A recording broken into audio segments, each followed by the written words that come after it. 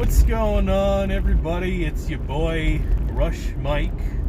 I have had a bit of an interesting day, relatively speaking, since, the past month and a half have all in all not been very interesting.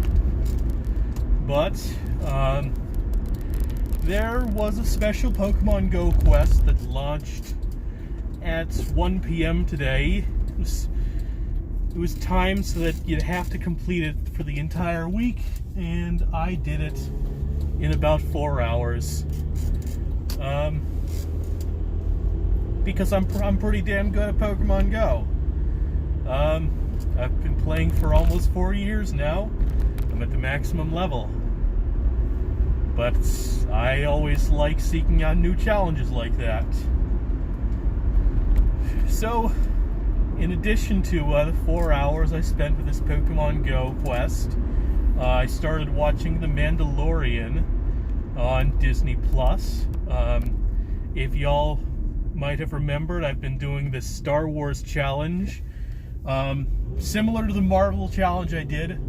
So I burned if you remember, I burned a new 7-day free trial. So the goal is to watch all 9 Star Wars movies, Rogue One, Solo, and the first season of The Mandalorian, all within those 7 days. So I finished all 11 of the movies. Just finished Solo last night, and this morning I started on The Mandalorian. It's a pretty interesting series.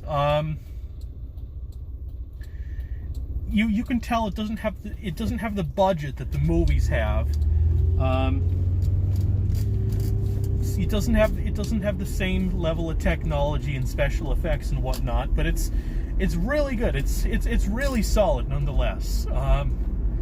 And they bring in these really good guest actors.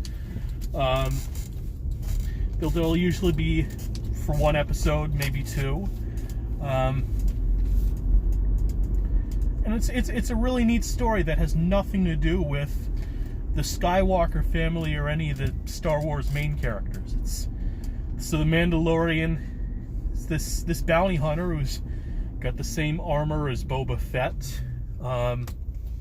He's a badass, probably the best bounty hunter in the galaxy. And then, of course, you all know about Baby Yoda. So I gotta admit, yeah, Baby Yoda is pretty cute. Not really going apeshit over Baby Yoda, because the little guy doesn't even talk. So it's not much of a character there. It's cute. That's about it. But yeah, it's a really good show. And the one thing I like about The Mandalorian,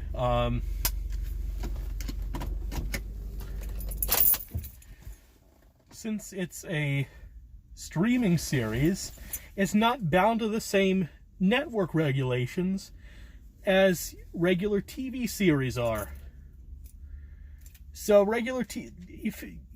those of you who watch TV, like a usual 30-minute sitcom is about 22 minutes. The reason it's 22 minutes, they don't want to make it too short. They want to be able to fill up the 30-minute time slot, but they also don't want it to be too long, because there's a certain amount of ad time the network has to run.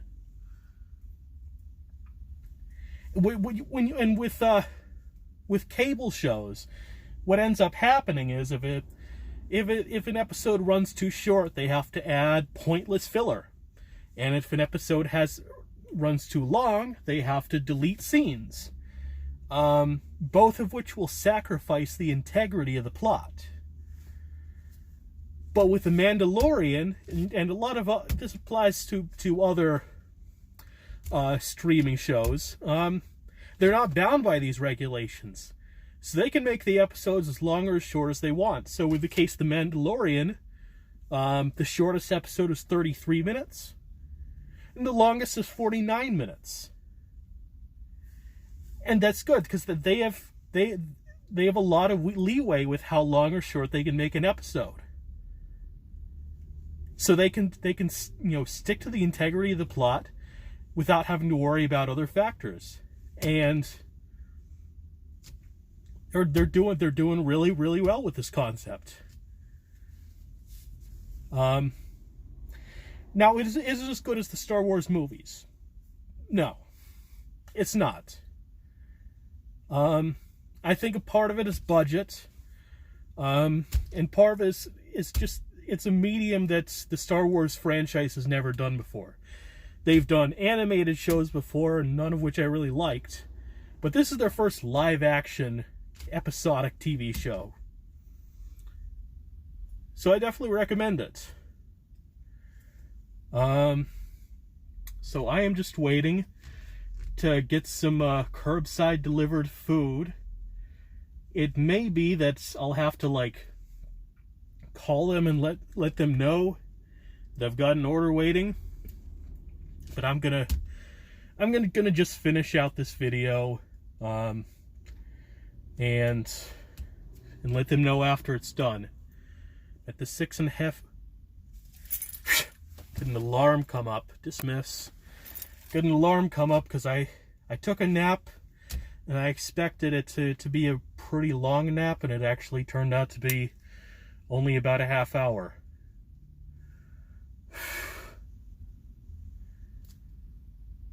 So what else is going on?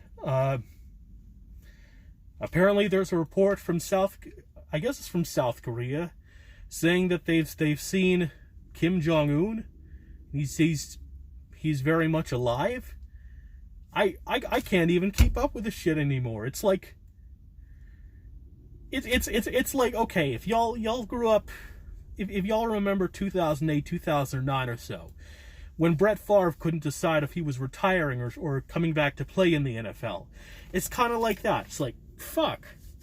Is Kim Jong-un dead or is he alive? Give us a straight answer here so we can move on with our lives. So North Korea can move on with its government. I mean, even though it's a terrible government no matter which way you slice it. Pfft, ridiculous. Okay. There's a few people coming out of the place I'm picking up food. I can't tell if they're customers getting food or if they're employees dropping off food.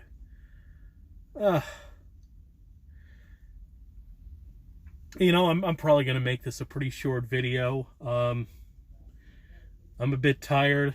My sleep schedule's a bit fucked up, as it always is. But I'm not feeling totally out of it.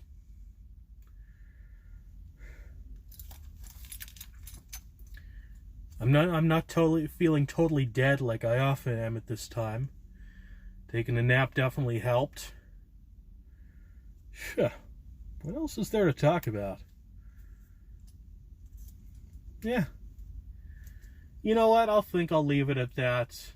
If my food's ready, I don't want it to be sitting out too long. Alright. Have a good day, y'all.